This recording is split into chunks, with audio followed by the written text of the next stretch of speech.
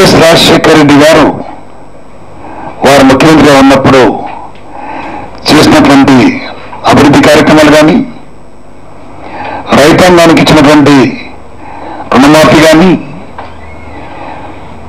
Current ఫ్రీగా ఇవ్వడం కానీ, విద్యార్థుల ఫీజు రియంబర్స్మెంట్ కానీ, దాదాపుగా 70% ప్రజలకు వారు చేసినటువంటి సేవల్ని విస్మరించి హరీష్ రావు గారి యొక్క శ్రేణులు దాదాపుగా ఆయన పిలిపించిన తర్వాత తెలంగాణ ప్రాంతంలో రాజశేఖర రెడ్డి గారి యొక్క విగ్రహాలు దాదాపుగా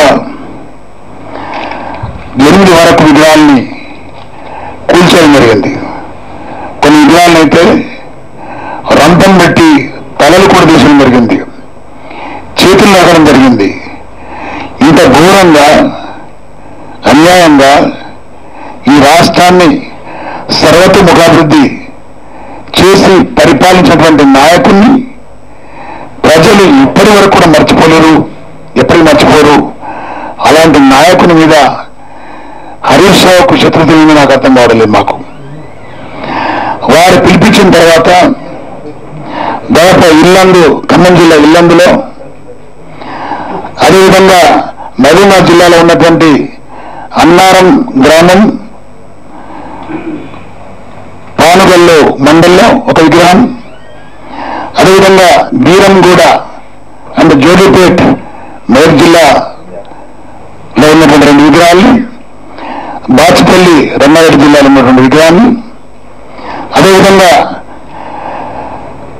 ఈరోజు షాయంపేట్ వరంగల్ జిల్లాలో ఉన్నటువంటి షాయంపేట్, నర్సంపేట్, వరంగల్ టౌన్లో 3 విగ్రహాల్ని ధ్వంసం చేయడం, అదేవిధంగా ఆదిలాబాద్ జిల్లా మందమరిలో వైఎస్ఆర్సీపీ గద్దెను కూల్చడం, ఇవన్నీ కూడా చేయడం కాకుండా కొంతమంది టీఆర్ఎస్ నాయకులు సమైక్యవాదానికి అనుకూలంగా ఉన్న పార్టీ వైఎస్ఆర్ కాంగ్రెస్ పార్టీ, కాబట్టి తెలంగాణలో ఉన్నటువంటి వైఎస్ఆర్ కాంగ్రెస్ పార్టీ శ్రేణుల మీద భౌతికంగా దాడులు చేయడం కూడా చెప్తా ఉన్నారు. నేను అడుగుతున్న టీఆర్ఎస్ శ్రేణుల్ని, ముఖ్యంగా హరీష్ రావు గారిని, నువ్వు చదువుకున్నవాడివి, ఉద్యమంగా నడుపుతున్నవాడివి, బతుకున్నటువంటి రాజశేఖర రెడ్డి గారి వల్ల తెలంగాణ ప్రాంతం కాదు, నువ్వు కూడా నీ కాన్స్టిట్యూన్సీలో అభివృద్ధి కార్యక్రమం చేసుకున్నవాడివి. ఇది ఎంతవరకు సమంజసం? ప్రాణం లేనటువంటి విగ్రహాన్ని ధ్వంసం చేస్తే నువ్వు పడే రాక్షసానందం ఏ విధంగా ఉంటుందనేది నేను అడుగుతున్నాం పాటిస్తున్నాం. ఈరోజు వైఎస్ఆర్ కాంగ్రెస్ పార్టీ అడిగిందల్లా ఒకటే, సమన్వయం చేయమని. సమన్వయానికి అర్థం కూడా చెప్పడం జరిగింది చాలాసార్లు. సమన్వయం చేయడం కాబట్టి సమైక్యవాదం ఉండాలని, సమైక్య ఆంధ్రప్రదేశ్ ఉండాలని వారు కోరడం జరిగింది. నేను ఒకటి అడుగుతున్నాను, ఇవాళ రాష్ట్రం ఉన్న పార్టీలలో టీఆర్ఎస్ ఒకటి మాత్రమే తెలంగాణ కోసం ఏర్పడిన పార్టీ. మిగతా కాంగ్రెస్ పార్టీ కానీ, తెలుగుదేశం పార్టీ కానీ, బీజేపీ కానీ, తర్వాత ఈరోజు మా పార్టీతో ఒకటి నియాయంతో నుంచి కూడా సమన్వయం చేయమని తెలంగాణలో ఎప్పుడు వ్యతిరేకంగా మాట్లాడలేదు. కానీ సమన్వయం చేయడం లేదని మాత్రమే అంటూ, అలా చేయలేకపోతే, సమన్వయం చేయలేకపోతే సమైక్యంగా ఉంచమంటుంది. ఎప్పుడు కూడా తెలుగుదేశం పార్టీ లాగానో కాంగ్రెస్ పార్టీ ఈరోజు తెలంగాణ ఇస్తామని తెలంగాణ ప్రాంత ప్రజలకు చెబుతూనే మరొక శ్రీమాంధ్రలో ఉన్న కాంగ్రెస్ పార్టీ ఎంపీలను, ఎమ్మెల్యేలను రాజీనామాలు చేస్తూ డ్రామాలు ఆడుతున్న కాంగ్రెస్ పార్టీ, అలాంటి పార్టీ కాకుండా బీజేపీ కూడా ఆ రోజు ఒక ఓటు వేయండి 2 స్టేట్లు ఇస్తామని చెప్పినటువంటి బీజేపీ కూడా ఈరోజు సీమాంధ్రలో ఉంటుంది, తెలంగాణలో ఉంటుంది. వైఎస్ఆర్ కాంగ్రెస్ పార్టీ ఏం తప్పు చేసిందని ఉండద్దు. తెలంగాణ ప్రాంతంలో వైఎస్ఆర్ కాంగ్రెస్ పార్టీ స్థాపించింది కూడా వైఎస్ రాజశేఖర్ గారి యొక్క ఆశయాల మేరకు, ఆయన సంక్షేమ పథకాలు కానీ, అభివృద్ధి కార్యక్రమాలు కానీ వాటిని అమలు చేయాలని పెట్టినటువంటి పార్టీని.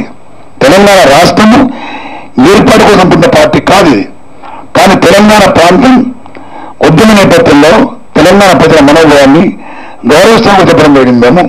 తెలంగాణ ప్రాంతంలో తెలంగాణ కోసం రాజీనామా చేసి మళ్ళీ పోటీ చేసినటువంటి శాసనసభ్యుల మీద మేము పోటీ కూడా పెట్టలేము ఆ రోజుల్లో. కానీ కాంగ్రెస్ పార్టీ కానీ టీడీపీ కానీ ఇవన్నీ పోటీ పడడం జరిగింది, బీజేపీ కూడా పడడం జరిగింది. ఇలాంటి న్యాయంగా ఉన్నటువంటి పార్టీ మీద దుమ్మెత్తి చేయాల్సిన అవసరం ఏముంది? మరోపక్క తెలంగాణలో వైఎస్ఆర్ కాంగ్రెస్ పార్టీ ఏమీ లేకుండా పోయిందంటున్నారు.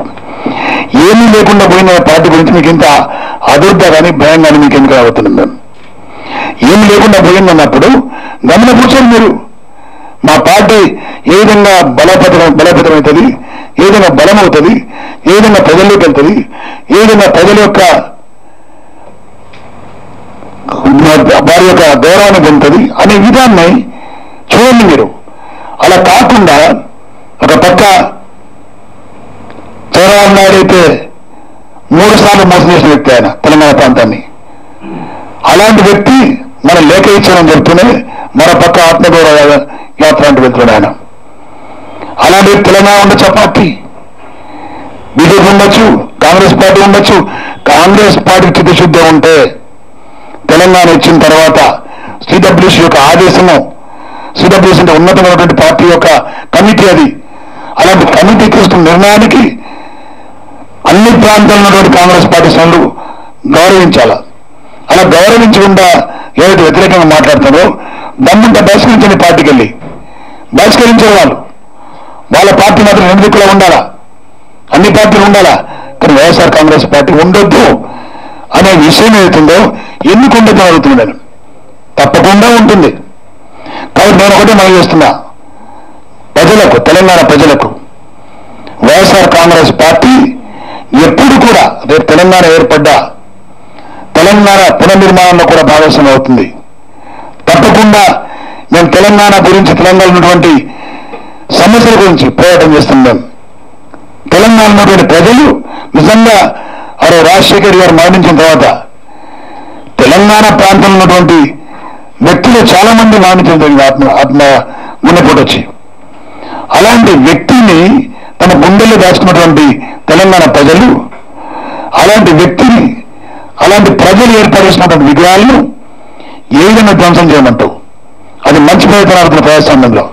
ప్రజాస్వామ్యంలో ప్రజలు వారికి ఎవరి మీద గౌరవం ఉంటుందో అలా గౌరవించబడ్డ వ్యక్తి యొక్క విగ్రహాన్ని వాళ్ళ రెక్కల కష్టంతో డబ్బులు పెట్టి విగ్రహాలు ఏర్పాటు చేసుకుంటారు, గద్దెలు ఏర్పాటు చేసుకుంటారు. కానీ నీ ఎవరిని అడుగుతున్నా, ఏమవసరం నీకు? ఇవాళ మీ తెలంగాణ జాతి పిత అని చెప్తున్నాను, ఆయన విగ్రహం కూడా ఏర్పాటు చేస్తున్నారు. మేము అంటున్నా ఎవరం లేదు. ఏ పార్టీ వాళ్ళు కానీ, ఏ నాయకుడి విగ్రహాన్ని కానీ ఎవరు కూడా ధ్వంసం చేయొద్దు. మేము తెలియజేస్తున్నాం. మేము కూడా అలాంటి పని చేయమని చెప్పింది కూడా మేము. కానీ ఇప్పటికైనా హరీష్ రావు మన కొంచెమైనా ఆ ఆత్మ విమర్శ చేసుకొని విగ్రహాల జోలికి వెళ్ళొద్దని చెప్పండి. విగ్రహాల జోలికి వెళ్తే ప్రజల జోలికి వెళ్ళినట్టే. ఒకవేళ మళ్ళీ ఇదే పునరావృతం అయితే తప్పకుండా ప్రజలు, తెలంగాణ ప్రజలు మీకు తప్పకుండా బుద్ధి చెప్తారు. నేను అనుకుంటున్నా మీ అంతర్గత పోరుల భాగంగా మీ ఆధిపత్యం కోసం పని చేస్తున్నాం అనుకుంటున్నాను. అలా చేస్తే దానివల్ల నీ కొరిగేది ఏం లేదు, నష్టం తప్ప. కాబట్టి ఇప్పటికైనా చెప్తున్నాం మేము, హరీష్ రావు గారు కానీ ఇంకెవరన్నా కానీ జనాన్ని రెచ్చగొట్టే విధంగా ప్రజల హృదయంలో ఉన్నటువంటి వ్యక్తుల విగ్రహాలను కూల్చొని మంచి పద్ధతి కాదు. ఇది భవిష్యత్తులో జరగదని కూడా తెలియజేస్తున్నాం మేము. Thank you very much.